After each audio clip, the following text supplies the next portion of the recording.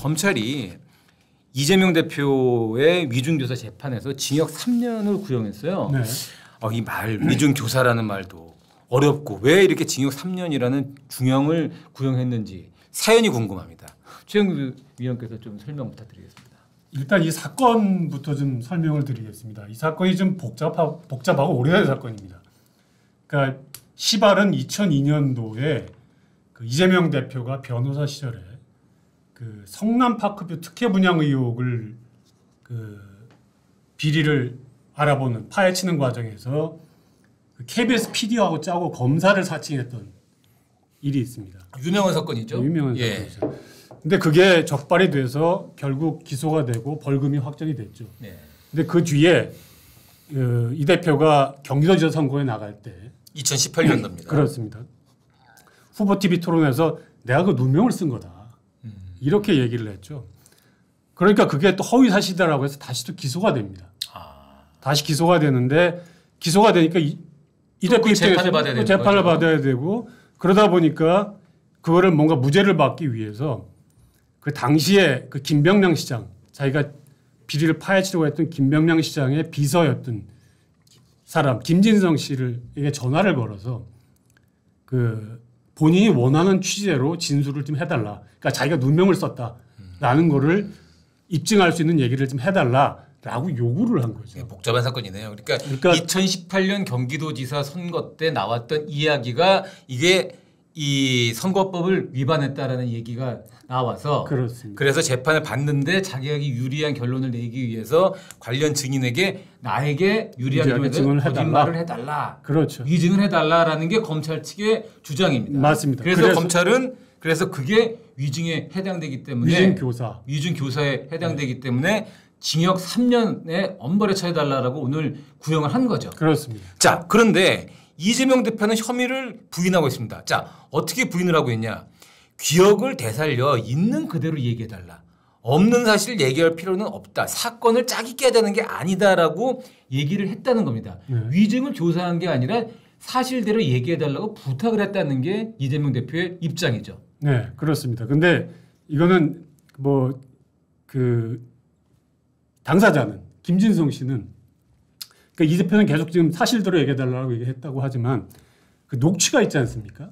이 녹취가 드러났는데 이 녹취록이 어떻게 나온 거냐면 뭐 검찰이 이거를 위중교사 사건을 수사하려고 해서 나온 게 아니라 사실은 백현동 비리를 수사하다가 그 관련자들에 대한 압수수색을 하는 과정에서 김진성 씨 핸드폰을 압수수색하게 되고 거기서 녹음 파일이 나온 거거든요. 근데 그 녹음 파일은 뭐라고 나오냐면 그 김진성 씨가 이렇게 얘기를 합니다. 나는 잘 기억이 안 난다. 당시 상황이 워낙 오래된 일이고. 그러니까 그 이 대표가 사실대로 해달라고 말도 나옵니다. 그렇지만 내가 기억을 되살려보고 내가 나의 변론 유서를 보내줄 테니 거기에 맞게 진술을 해달라라고 요구하는 부분도 또 나오거든요. 근데 이거는 뭐냐면 이 대표는 계속 사실대로 얘기해달라고 했다고 하지만 그 위증이라는 거는 사실에 반해서 진술하는 게 위증이 아닙니다. 법리상으로는 자기 기억에 반해서 기억과 달리 얘기를 하면 그게 위증인 거거든요. 그러니까 김진성 씨는 계속 날 기억이 안 난다라고 했는데 그럼 나의 변론 유서를 보내줄 테니 여기에 맞춰서 좀 진술을 해달라. 증언을 해달라라고 요구를 한 거거든요. 그러니까 검찰은 이거는 위증교사가 인정이 된다. 그리고 또 중요한 거는 김진성 씨가 검찰에서 내가 위증한 건 맞다라고 자백을 했거든요. 그러니까 그러다 보니까 검찰은 결국 기소를 하게 됐고 그 지금 재판을 받게 되는 그래서 그 1심 구형까지 나온 그런 상황입니다. 사안은 복잡한데 사실 이렇게 사안이 복잡해지는 건 말이에요. 검찰도 정교한 법논리를 주장을 하고 거기에 맞서서 변호인들도 정교한 법논리로 맞대응을 하잖아요. 그럼 사건이 간단한 사건도 복잡해집니다. 전형적으로 이 사건도 제가 보기엔 그런 사안인데 사실에 반하는 게 위증이 아니라 기억에 반하게 진술해달라는 게 위증이다. 그렇죠. 이게 법리적인 거. 그렇죠. 그게 위증교사. 자, 그러면은 이 재판부가 어떻게 판단할 것이냐. 이게 아마 지금 이 1심 그 선고일이 나왔나요? 아마 다음 달로 지금 아마 예상이 오늘 아마 최후 진술하고 오늘 정할 겁니다. 예. 재판부가 선고일을 정하겠죠. 자, 그렇게 되면 일단 내일이 10월이고요. 그 다음에 11월인데 이재명 대표는 벌써 11월에 이제 벌써 두 가지 재판에 성적표를 받게 됩니다. 하나는 얼마 전에 징역 2년의 구형을 받은 선거법 사건이 하나 있습니다. 그렇죠. 그리고 여기에 위중교사 오늘 징역 3년의 구형이 나왔는데 아마 다음 달 11월 달에 1심 결과가 나올 것으로 예상이 되는데요. 정확한 숫자는 더 빨리 나올 수도 있죠. 예, 확인을 해봐야겠지만 지금 일단 2개의 재판을 받게 됐습니다. 그러나 민주당이나 이 대표 주변에서는 그렇게 마음이 급하지 않습니다. 왜냐? 재판은 길거든요. 그리고 특히 유력한 정치인들의 재판은 너무너무 깁니다. 사실 선거법 재판 같은 경우에는요. 빨리 결론이 나야 되기 때문에 법으로 딱 정해져 있습니다. 1심 6개월, 2심 3개월, 최종심 3개월. 즉 1년 내에 재판을 끝나라는 게 법으로 정해져 있습니다. 그런데 여러분들 혹시 기억하시나요? 윤미향, 황운하 이런 분들 지난 선거 때 다 선거법으로 기소됐는데 4년 다 했습니다. 왜냐? 재판이 4년 동안 이어졌습니다. 원래대로라면 이거 좀 정정을 하면 예. 그 황운하 의원은 선거법 위반이 맞는데 윤미향 의원 전 의원 같은 경우는 횡령? 선거법 위반은 아니고 횡령이었습니다. 예. 예, 참 꼼꼼하셔가지고 제가 약간 오류가 있었는데요. 어찌됐건 황운하 의원 선거법으로 재판 4년 넘게 받고 있습니다. 그동안 벌써 당신의 죄는 선거법을 어겼기 때문에 배지를 박탈돼야 된다는 게 선거법 재판의 핵심인데 4년이 끝나버린 거예요. 그러니까 대법원에서 최근에 권고문을 하나 냈다면서요? 그렇습니다. 법 지키라고. 법 지키라고. 그러니까, 무슨 내용입니까? 그러니까 행정처에서 아마 일선 법원에다 권고문을 보냈는데 최근에 보냈다고 합니다. 그러니까 지금 사회자 얘기한 대로 선거법 위반 사건은 재판이 신급별로 딱 정해져 있습니다. 법에 보면 강행 규정이라고 명시까지 되어 있습니다. 그런데 이거를 사실은 일선 법원에서 훈시 규정으로 해석하다 보니까 법을 안 지키는 거죠. 그러다 보니까 지금 아까 얘기한 예로 든 황운하 전 의원 같은 경우도 그 황 전 의원 같은 경우 울산시장 선거 개입 사건 전형적인 선거법 위반 사건으로 기소가 됐지 않습니까? 그랬죠. 그 1심 재판이 3년 10개월 만에 1심 선고가 났습니다. 6개월 만에 선고라는 걸 3년 10개월 만에 선고한 거거든요. 이건 사실상 판사들이 법을 어긴 건데 이런 일들이 잦아지다 보니까 너무 이에 대한 비판 여론도 많고 그리고 법의 취지하고도 사실은 정확히 정면으로 배치되는 겁니다. 선거법 위반이라는 거는 그 당선 무효에 선고되면 빨리 그 당선 무효를 선고하고 그 자리를 박탈해서 그 사람이 국민의 대표로서 일하지 못하도록 해라. 그러니 빨리 선고해라는 게 법의 취지인데 뭐 1심 선고만 3년 10개월이 걸리니까 이건 뭐 임기 다 채우게 되는 거죠. 그러니까 이런 일들이 자꾸 벌어지니까 이제는 좀 법을 지켜라. 이제부터는 정해진 심기간 내에 법을 좀 가급적 지켰으면 좋겠다라고 권고문을 최근에 보냈다고 합니다. 그런데 말이에요. 그 최원기 의원, 제가 아주 바보면 말입니다. 이름 없는 국회의원이나 이름 없는 군수 지자체장 선거법 재판은 빨리 끝납니다. 뭐 그럴 수 왜냐하면 있죠. 그냥 빨리빨리 끝나서 빨리빨리 해서 아마 이번에 벌어지는 재보궐선거 중에 제가 명확하게 뭐 확인은 해봐야겠지만 이름 없이 당선됐다, 이름 없이 박탈 선거법으로 떨어진 사람이 많아요. 그래서 기간 내에 재판한 사람도 많이 있어요. 네, 근데 조금 이름이 알려졌다. 정치적 무게감이 있다. 그리고 정치적으로 논쟁적이다. 이러면은 세워라 내워랍니다. 그렇죠. 그러니까 판사들은 왜 법을 안 지키는 겁니까? 그 판사들의 속마음을 알 수는 없지만 아까 말한 대로 약간 유력자의 선거법 재판 하다 보면 판사들도 부담을 느낄 수밖에 없죠. 예컨대 이재명 선거법 재판도 보면 이 대표 선거법 재판 하던 1심 판사가 1년 4개월을 끌다가 선고도 안 하고 그냥 돈을 사표내고 나가버렸지 않습니까? 그러고 나서 난 이제 자유다 이렇게 얘기를 해버렸는데 부담을 느꼈다고 볼 수밖에 없죠. 그러니까 보통 아마 일반인의 선거법 사건 재판이라면 그렇게 하지는 않았을 겁니다. 그랬을 겁니다. 여러분들이 기억하는 아주 중요한 재판이나 영장 발부 여부를 했던 판사들 한번 생각해 보십시오. 결정을 내리는 순간 A라는 결정이 나오길 기대했던 사람들은 이 판사를 엄청나게 비판하고 나쁜 판사라고 합니다. B라는 결정을 기대했던 사람들은 B라는 결정이 나오지 않습니까? 좋은 판사고 진보적인 판사고 참 판사고 이러한 여론에 시달리기 때문에 판사들도 그런 것들이 부담이 되기 때문에 이런 법을 안 지키고 제가 해야 될 판결을 다음번에 미루고 다음번에 미루다 보면 다음번에 미루다 보면 한량없이 길어지는 거죠. 폭탄 돌리기죠. 이런 예. 속된 말로. 그래서 대법원에서 이번에 판사님들 아무리 힘드시겠지만 그리고 인터넷 댓글 무섭지만 선거법은 좀 법 좀 지켜 주십시오. 좀 이렇게 권고문을 내린 것 같은데 자 그럼 대법원 뭐 대법원 원장 대법원 법원 행정처 이름으로 나갔지만 결국은 대법원장이 자 이제 법 좀 지키십시오 이렇게 얘기한 건데 대법원장이 맡고 있는 이 대법원 재판은 법을 지켜서 제때제때 하고 있습니까? 뭐 제때한 것도 물론 있습니다. 제때한 것도 있는데 그렇지 못한 것도 사실 많죠.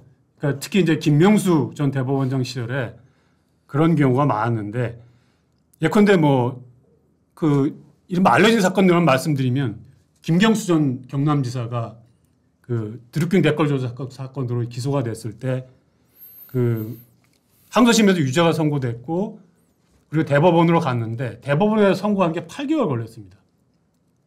그러니까 대법원에서 3개월 만에 선고하라고 하는데 안 지킨 거죠. 대법원도 법을 안 지키는 거네요. 법을 안 지킨 거죠. 예. 그리고 이재명 대표 그 관련해서도 이재명 대표가 예전에 친형 그 정신병원 강제 입원 과정에서 나는 관여하지 않았다라고 해서 선거 거짓말을 했다고 선거법 위반으로 기소된 사건. 그 사건도 대법원에서 결국 무죄 취지로 파기환송했는데 그 사건이 무죄 취지로 파기환송하는데 10개월 걸렸습니다. 그것도 사실은 법을 안 지킨 거죠. 네.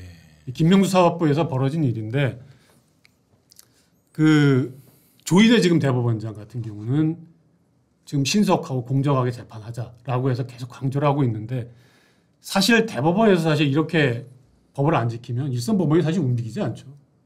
네. 대법원도 안 지키는데 뭐 일선법원에서 굳이 뭐 지키려고 하겠습니까? 근데 조희대 대법원장은 그래서 계속 신속 공정한 재판을 강조하지만 약간 좀 우려스러운 거는 선거법 위반 사건은 아닙니다만 그 예컨대 아까 얘기했던 윤미향 의원 사건 그거 2심에서 징역형의 집행유예 나왔는데 그게 나온 게 작년 9월입니다. 대법원에서 아직 확정 판결 안 나왔죠. 지금 1년 걸리고 있는 거거든요. 근데 그 복잡한 사건도 아닙니다. 근데 그 사건 1년 동안 안 나오고 있고 조국 대표 2심에서 징역 2년 실형 선고했죠. 그랬었죠. 근데 지금 아직도 대법원에서 확정 판결 안 나오고 있죠. 연말까지 나올 거라는 전망들 근데 그것도 아직 뭐 모르나 보죠. 근데 선거법 위반 사건은 아니지만 그렇죠. 대법원에서 사실 이런 사건들에서 이렇게 지연을 하면서 뭐 바뀐 게 뭐냐 대법원이 이런 인식들을 갖고 있는 거거든요. 그래서 조금 뭔가 대법원이 법원에 일선 법원에 이 재판기를 지켜라라고 하려면 대법원부터 뭔가 좀 법을 지키고 좀 적극적으로 신속하게 재판을 하려는 모습을 보여야 되는 거 아닌가 이런 생각을 합니다. 예, 뭐 대법원의 고충도 있을 테고요. 일선 판사들의 고충도 있겠지만 이 국민들이 바라는 건 그런 겁니다. 이 정치적인 이유로 이 법원이 흔들리기 시작하면 판결 자체에 대한 신뢰도도 떨어집니다.